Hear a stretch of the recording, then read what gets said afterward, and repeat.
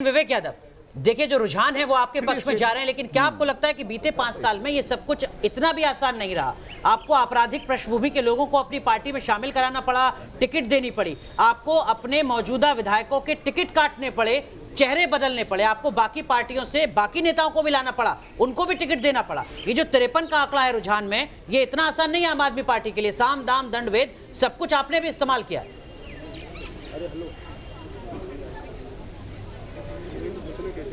अच्छा, अब आप ब्लेम करते रहिए, हमारे पास तो कुछ है भी नहीं। हमारे पास कहाँ साम है, दाम है, दंड है, भेद है?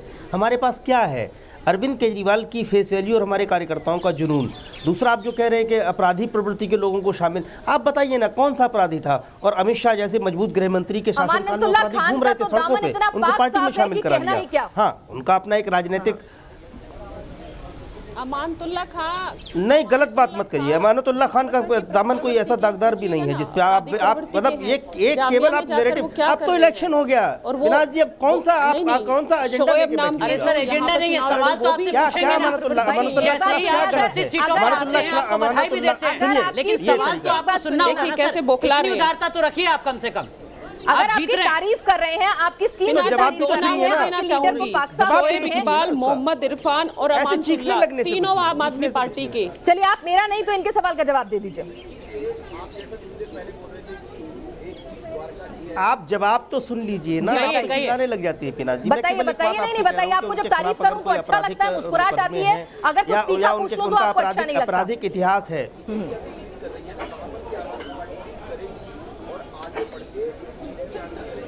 नहीं, अब आप बोलने ही नहीं देंगे तो नहीं करना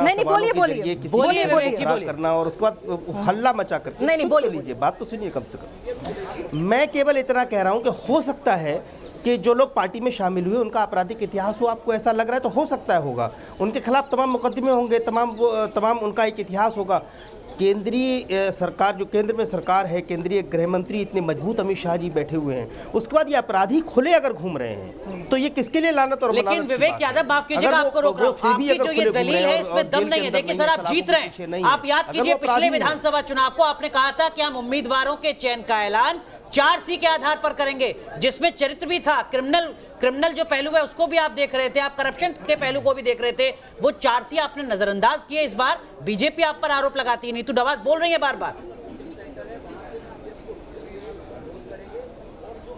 अच्छा ठीक है, मैं बता दूं आपको, अगर आप व्यक्तिगत मेरा नाम सर्च करें गूगल पे तो आपको एक मेरे खिलाफ बड़ा गंदा मुकदमा मिल जाएगा। किसी महिला को शराब पी के छेड़ना और उसके अपहरण का प्रयास करना, मेरे खिलाफ इस तरह का मुकदमा है। लेकिन वो है क्या, आपको पता है? याद होगा, एक बैसाखी का घोटाला हुआ था इस देश के अंदर और उसको एक्सपोज करने में मेरा बहुत बड़ा रोल था। तत्कालीन जो एक मिनिस्टर थे, उनकी पत्नी बहुत कद्दावर हमारे मैनपुरी और फर्रुखाबाद से आती हैं, उन्होंने मेरे ऊपर ये मुकदमा। आप उम्मीद कर सकते हैं केंद्र के एक ताकतवर मंत्री की पत्नी को मैं छेड़ दूंगा, मैं उसके अपहरण का प्रयास करूंगा। मुकदमे किसी पे भी हो सकते हैं, इसमें कोई शक नहीं है कि मुकदमे किसी पे भी हो सकते हैं, लेकिन इतना आसान भी नहीं है कि राजनीतिक अपराधी को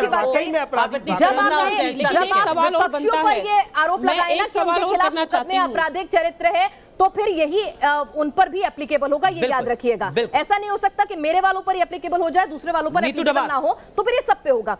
बिल्कुल सही बात है, बिल्कुल सही। मैं केवल ये कह रहा हूं कि अपराध की प्रकृति को एक बार आम आदमी पार्टी के प्रवक्ता जिन्होंने अभी ये दलील दी है कि जिन पे ये आरोप हैं वो चुनाव लड़ने से पहले से आपराधिक प्रवृत्ति का अगर कोई ऐसी घटना है तो हो सकती है, लेकिन अमानतुल्लाह खान और जो शोएब अंसार और ये लोग हैं, इनका तो अभी जामिया में जो हिंसा इन्होंने करवाई उसमें बकायदा वीडियो आया है और जिस शर्जील इमाम उनके साथ उन्होंने मंच शेयर किया है, तो ये तो चुनाव के दौरान की घटनाएं हैं। तब भी आपकी पार्टी ने कोई इस तरह का कोई निर्णय नहीं लिया, आपकी पार्टी उनके साथ खड़ी रही। जवाब दे।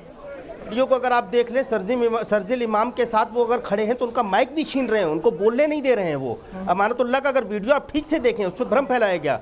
शर्जील इमाम उस मंच पे किसी तरह से थे। शर्जील इमाम से आम आदमी पार्टी नाइत्तेफाकी रखती है। ऐसे देश तोड़ने की बात करने वाले लोग, देश को कमजोर करने वाले लोग देशद्रोही हैं, इनके खिलाफ सख्त से सख्त कार्रवाई हो, इसकी मांग अरविंद केजरीवाल जी ने की। उसके बाद उनकी गिरफ्तारी हुई थी और उस मंच पर भी आप देखिए अमानतुल्लाह खान ने उनके हाथ से माइक छीना है।